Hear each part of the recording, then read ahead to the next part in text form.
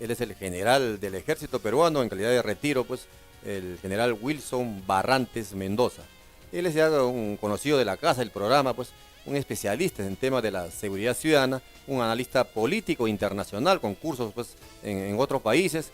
Y hoy día nos está acompañando, la verdad que también él está preocupado por la cosa que está pasando pues en los últimos días en Lima, Perú, en provincias, en mismo Lima.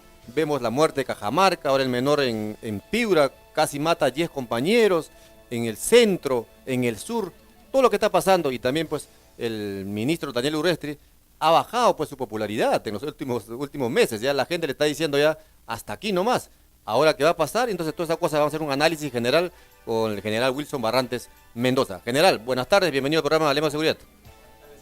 Siempre un placer estar aquí y compartir con la teleaudiencia y los radioyentes y los que nos siguen en internet nuestro punto de vista respecto a la inseguridad y a todo lo que se refiere a ella y ver de qué manera podemos aportar con nuestro punto de vista y tratar de que esto mejore de alguna manera, ¿no? Eso es lo que queremos todos los peruanos, general, pero ahora en estos últimos días todo lo que está pasando, general, según usted como especialista en el tema ha hecho un análisis general.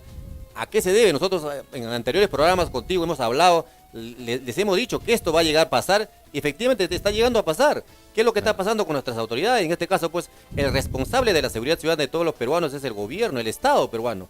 ¿Qué es lo que está pasando según su punto de vista? Bueno, en realidad lo que viene ocurriendo es que estamos viendo el desborde de aquello que durante 14 años se ha tirado debajo de la alfombra. En realidad hemos escondido el verdadero problema del país y lo hemos tratado de esconder diciendo que en este Perú vivíamos una tragedia ideológica subversiva y lo hemos dejado ahí, de tal suerte que eso no ha permitido que en su verdadera medida los ciudadanos del Perú hayamos visto el problema.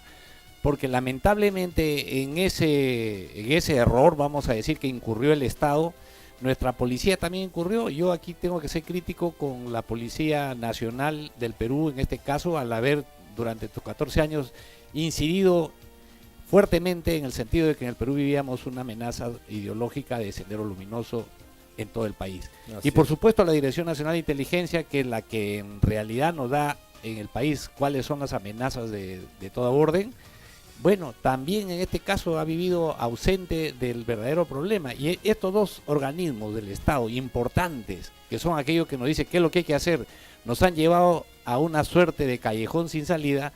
Hoy día revienta todo y las cosas aparecen por todos los lados. Este es como una burbuja de agua que le estamos metiendo aire y agua y en algún momento va a reventar. Ya reventó y está reventando por todos lados. Es una gran tripa que es toda la República y por todos lados nosotros estamos mirando cómo la inseguridad aparece en Piura, aparece en Trujillo, aparece en Lambayeque, aparece en Lima, aparece en la selva, en todo el lugar de la República. Pero general, usted como especialista, ¿por qué el presidente de la República del Perú no reconoce que hoy en día el principal problema del Perú es la inseguridad ciudadana? No reconoce, según el presidente, estamos muy bien en tema de seguridad ciudadana. Mire, lo que pasa es que acá a veces queremos hacer comparaciones y las comparaciones son odiosas, porque a veces queremos medir los indicadores, el latimbarómetro en el cual nos dice cuál es el número, por ejemplo, de homicidios por cada 100.000 habitantes. Por cada 100.000 habitantes, entonces pareciera que eso aparentemente nos favorece, pero resulta que en el Perú no hay un centro que lleve la estadística en forma adecuada. La vez pasada conversábamos de que, por ejemplo, en nuestra selva los cadáveres aparecen flotando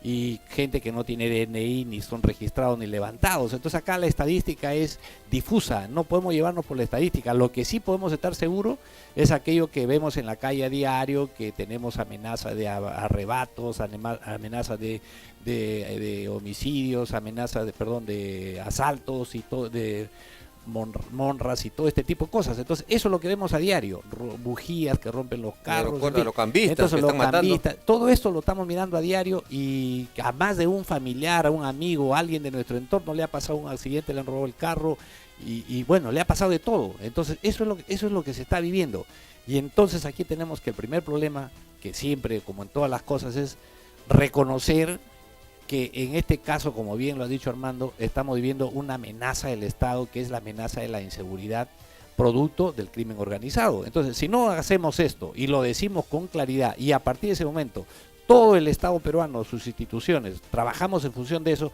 porque no solamente es un problema policial, acá tiene que trabajar el Ministerio de la Mujer, somos responsables o corresponsables. Ministerio de Trabajo, Ministerio de Educación, las municipalidades, las regiones.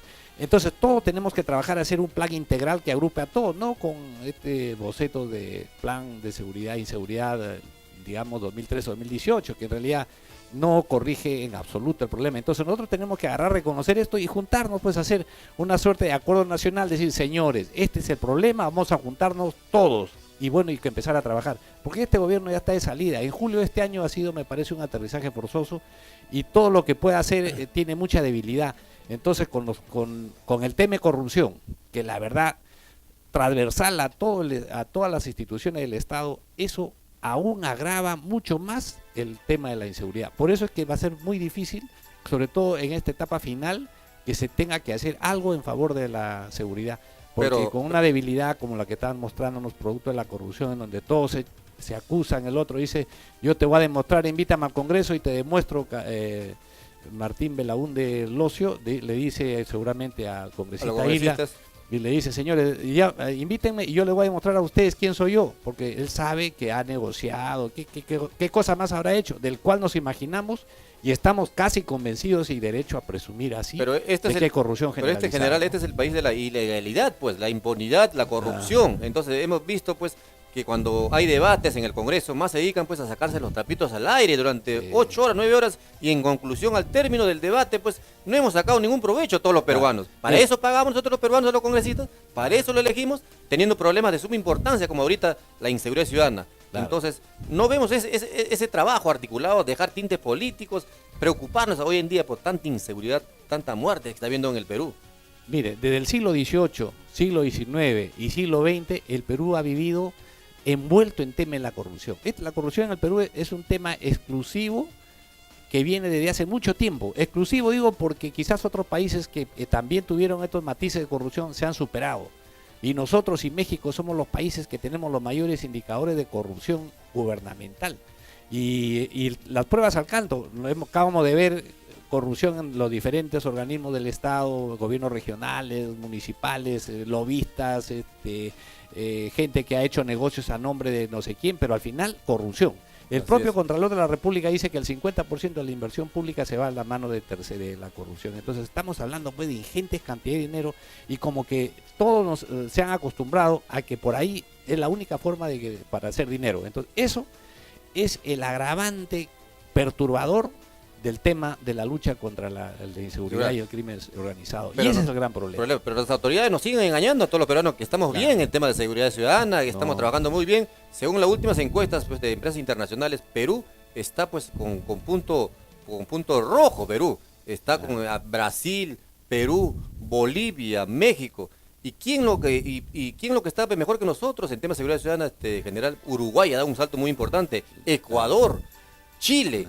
¿Y por qué no copiar esas experiencias exitosas de países vecinos, general? ¿Por qué no se puede? Por eso le digo, inclusive hasta que nos parezca, digamos, suene a chiste, hasta Bolivia, y no lo digo en términos peyorativos, sino que siempre veíamos a Bolivia debajo del hombro. Así es. Bolivia, Ecuador igual. Hoy día Ecuador y Bolivia son dos países que nos hemos sorprendido. Miren, tal vez a muchos les sorprende el modelo de gobierno, que no está en juego en discusión también en este momento, sino vamos a los resultados. Ecuador es un país que ha dado un salto enorme. Y tenemos que reconocer que Ecuador, uno de los perturbadores que tenía, pues el problema de que querían acceso al Amazonas, en fin, eso lo han solucionado.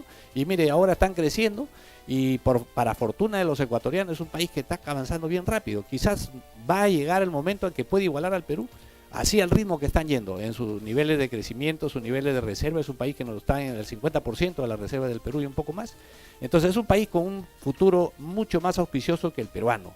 ¿Por qué? Porque el presidente ha tomado medidas en el tema educativo. A eso lo quiere llegar, general. Yo tengo un colega, pues, un periodista de Ecuador que me ha mandado varios videos, varios informes. Por ejemplo, la Policía Nacional de Ecuador está incorporando a los vigilantes particulares para que sean ojos y oídos de la Policía Nacional del Perú. Los capacita de 4 a 6 meses. Le entregan chalecos, le entregan radios, RPC. Entonces son vigilantes bien instruidos, capacitados. ¿Y por qué no hacerlo eso en el Perú? Si no necesita mucha inversión. Eso es lo que digo, señores congresistas, autoridades. Ese falta de voluntad política, señores. Ahí está, miren, varias veces lo hemos dicho acá. El tema es que queremos hacer las cosas sin tratar de... O sea, queremos hacerlo solos. Y como yo les dije acá, el complejo de Adán es muy propio del peruano. Creemos de que con nosotros se va a escribir la historia y eso es falso. tenemos acá al frente los modelos, cojamos uno y adaptámoslos a nuestra realidad y ahí lo tenemos. Más, lo hemos sugerido y lo hemos planteado a través de esta señal y le hemos dicho, señores, trabajar con este equipo de personas que además son gente experimentada. No nos olvidemos que tanto los serenos como tanto la vigilancia privada hay gente que tiene experiencia en lo que es lucha contra la inseguridad ciudadana, porque provienen de la cantera de la Policía Nacional, de las Fuerzas del Orden, y etcétera, con experiencia, y encima ellos son gente que tiene más de 10 a 15 años. Entonces, ¿cómo no aprovecharnos de esta cantera enorme y de esta oportunidad? Porque esta es una oportunidad. Y el mensaje que siempre le reiteramos acá al Ministerio del Interior: aprovechen, saquen una iniciativa legislativa para que en el Congreso lo trabajen, son gobierno, aprovechen y sáquenlo y nadie se les va a oponer. Tienen que, de tal forma de que este personal se adecue y esté siendo una fuerza auxiliar de nuestra Policía Nacional. Si no lo hacen, miren, ustedes no van a tener tiempo, no van a poder sacar 30.000 ni 50.000 policías que les va a faltar, eso es imposible. Y si lo dicen es ridículo, no lo van a hacer, entonces hagan por lo menos con esto que la tienen a la mano. Y si ustedes tienen problemas de inseguridad en sus decisiones, miren lo que está pasando en Ecuador, miren lo que está pasando en Bolivia, en Chile y Uruguay. Entonces la solución está ahí. Si no nos creen a nosotros que venimos de hace buen tiempo proponiendo este tipo de cosas, vayan, manden gente a estos países y ustedes se van a dar cuenta que la solución está en la mano y la tienen ahí. Y también en general, ¿qué es lo que me ha sorprendido a mí? Por ejemplo, la policía de Ecuador, ellos llaman asamblea comunitaria, visitan colegios, universidades, continuamente y capacitan al estudiante en temas de prevención del delito, cómo actuar en los 3 parámetros de la seguridad durante, antes y después. Entonces está en constante comunicación, ingresando a las universidades, a los colegios. Eso en el Perú no veo. ¿Eso necesita mucha inversión, mucha plata? Voluntad política. Voluntad política y asumirlo y sumarlo dentro de la currícula educativa. Yo no sé por qué hay ese antimilitarismo, antipolicía, no sé qué llamarle, pero lo que estamos haciendo es negar a la oportunidad de los jóvenes de que reciban por lo menos estas digamos, medidas preventivas. Fíjense ustedes con el caso que ha pasado en Piura. Un muchacho, un niño, un adolescente coge un arma, una retrocarga y hace un disparo y casi mata a un grupo de personas, niños y personas mayores. ¿Y eso es por qué? Porque ese niño jamás recibió una medida preventiva. Si hubiera tenido la oportunidad de recibir, aunque sea en su colegio, en el último año, ya póngale en el quinto año y cuarto y quinto año de secundaria, o cuarto y quinto de primaria, una, digamos, información de esa naturaleza de la policía, de nuestra Fuerza Armada en la zona, yo estoy seguro que ese joven jamás se le hubiera ocurrido manipular un arma. Y eso lo hemos sabido nuestra generación, por lo menos la mía en la primaria y en la secundaria, que eso no se toca, pues hay que dejarlo ahí para las cosas de las personas mayores. Sin embargo, hoy día no hay nada de eso, que dice que lo compró por 10 soles, 50 soles, en fin, pero todas esas historias, seguro cuando él sepa las responsabilidades que le tienen estos jóvenes, seguramente que ahí se va a frenar el tema. Y nosotros de repente los televidentes nos dicen, estos señores no criticamos, por ejemplo en el Perú, todo lo que está pasando es realidad, no es una percepción, pero entonces al no ver resultados en el Perú, yo me he dado el trabajo de estudiar todo lo que pasa en otros países exitosos en temas de seguridad ciudadana. Entonces yo digo, ¿por qué no copiar ese modelo? Antes venías hablando en el corte, por ejemplo en Nicaragua. Una mujer está al mando de la dirección de la policía. Ella dice que en vez de la represión la han cambiado por la inclusión. Rescatan los jóvenes de las calles, menores de edad, y les capacitan. Por ejemplo, han creado en la Policía Nacional del Perú una dirección de la juventud en Nicaragua. Y aparte de esa dirección de la juventud, han creado centros de capacitación que hacen convenios con las empresas privadas, unas carreras técnicas de 4 o 5 meses, y al menor de edad, al joven que está en la calle, lo recuperan, lo hacen estudiar y lo mandan a trabajar y lo siguen monitoreando. Pero también le dicen, nosotros te estamos dando todas las facilidades en temas preventivas, con capacitaciones, carreras cortas, pero también si usted se desvía, te vas a mal camino, le caemos. ¿Y por qué no hacer eso en el Perú? Claro, y mire, por ejemplo, siempre aquí el Estado, a través de los gobiernos locales y los gobiernos regionales, tiene una gran responsabilidad. Miren, los ejemplos como ese y otros, por ejemplo, como el de Guatemala, que se dedican a los jóvenes a prepararlos en el culto al deporte, y muchos de esos jóvenes son enviados al extranjero, en equipos de España, de Europa, de Francia, y a estos chicos que estaban ya en abandono pasan a cambiar su vida, y eso gracias justamente a la labor de que hacen los gobiernos locales. Aquí en Lima, por ejemplo, tenemos, digamos, como para que trabajen todos los jóvenes que están agrupados en las pandillas, a través del reciclaje de los residuos sólidos y además también los residuos líquidos. Cada 3, 4 manzanas podemos trabajar estos residuos y hacer, por ejemplo, viveros pequeños. Que la propia municipalidad le compre, los jóvenes ya encuentran trabajo. y entonces tienen una ocupación y eso conjugado con actividades artísticas, teatro, etcétera, no tendríamos por qué estar así. O sea, iniciativas que los gobiernos locales y el gobierno regional y el gobierno nacional, sobre todo el gobierno nacional en coordinación con el sector de educación, la policía puede hacer eso. Una vez propusimos, por ejemplo, el servicio militar sin armas. Bueno, causó un poco de digamos, de crítica en el sentido de que la Fuerza Armada no es reformatorio, sí, pues, pero podemos hacer algo por estos jóvenes. A través de, así como era la instrucción premilitar, bueno, podemos agarrar durante 2 días a la semana o un día a la semana, el día sábado, a estos jóvenes tenerlos 4 o 5 horas y darles una suerte de tareas vinculadas al amor a la patria, a sentimientos patrióticos, formarlo como ciudadanos, disciplina, valores. ¿Qué cosa no se puede hacer? Se puede hacer. ¿Por qué no se hace eso? Eso no le va a costar dinero al Estado. Un pequeño gasto para de un refrigerio o de repente alguno de esos jóvenes, como estamos diciendo, sacarlos. Aquí en Lima, por lo menos, tengo entendido que se está construyendo un instituto y no es, si ya no se terminó el instituto de capacitación técnico para los jóvenes de beca que terminen el servicio militar.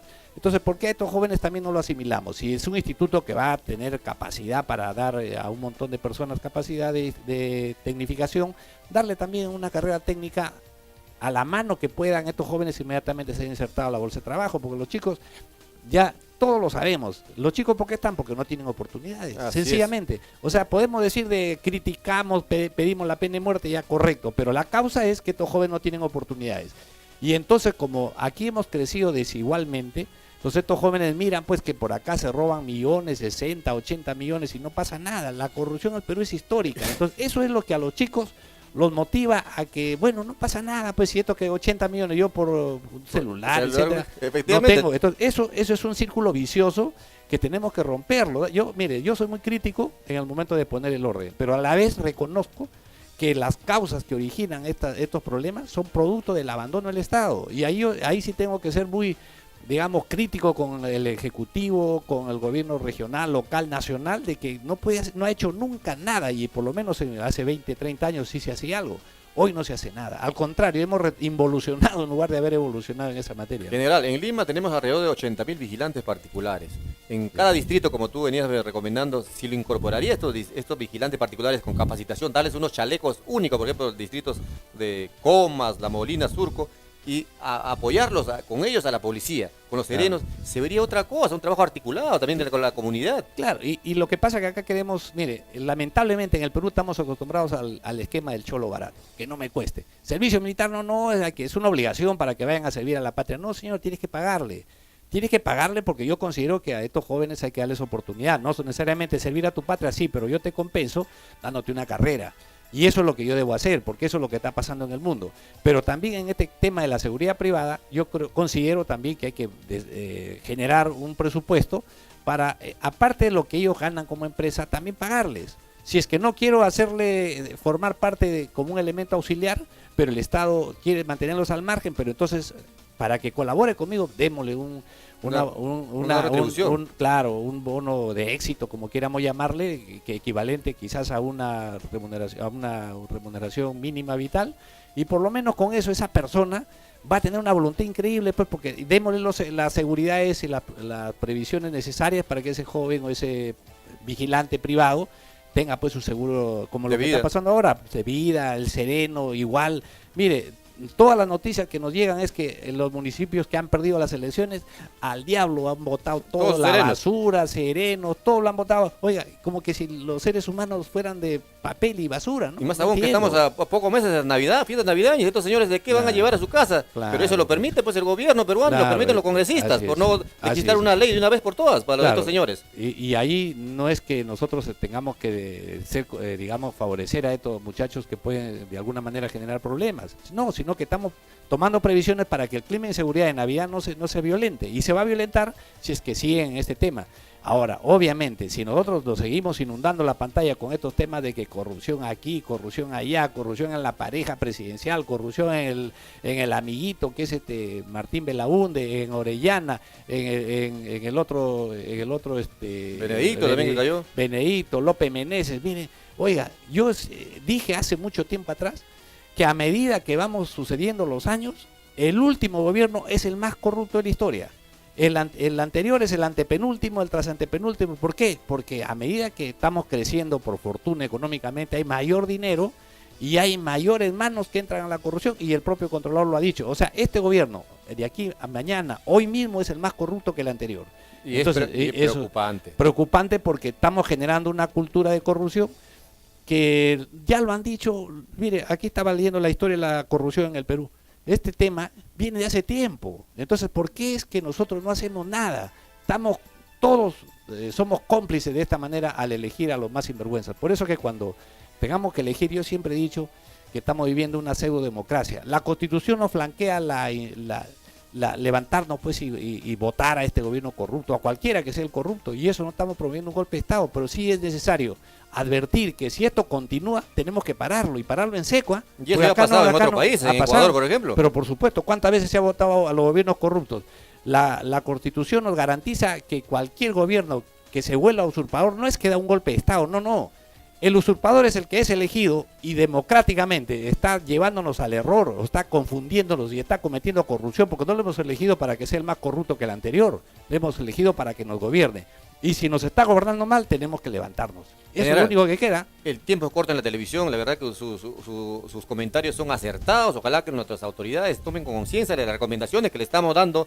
Estamos copiando pues, modelos exitosos de otros países que son cercanos, no son lejos. Por ejemplo, de Colombia, Ecuador, Uruguay.